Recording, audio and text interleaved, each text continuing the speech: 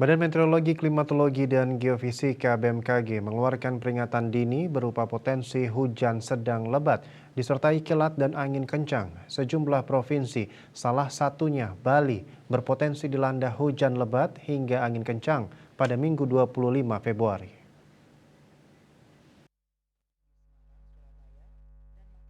Dikutip dari kantor berita Antara, wilayah yang berpotensi terjadi hujan lebat disertai kilat dan angin kencang yakni di Bali, Bangka Belitung, Banten, Bengkulu, DKI Jakarta.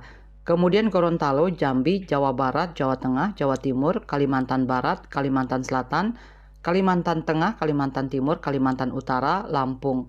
Lalu Maluku, NTT, Papua, Papua Barat, Sulawesi Barat, Sulawesi Selatan, Sulawesi Tengah, Sulawesi Tenggara, Sumatera Barat, Sumatera Selatan, dan Sumatera Utara.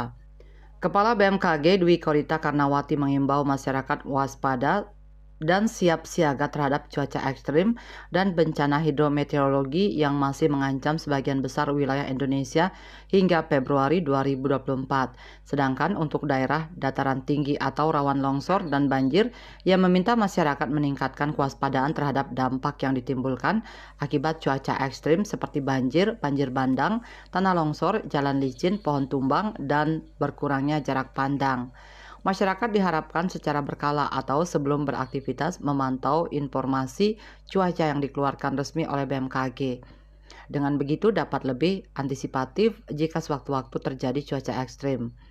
BMKG juga memperingatkan waspada dampak bencana angin puting beliung selama musim penghujan di sebagian besar wilayah Indonesia yang diperkirakan berlangsung hingga akhir bulan Februari 2024.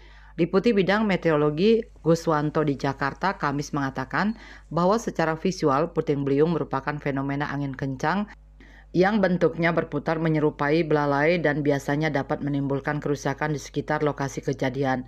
Angin puting beliung terbentuk dari sistem awan penghujan atau cumulonimbus yang memiliki karakter menimbulkan terjadinya cuaca ekstrim. Bali Post melaporkan.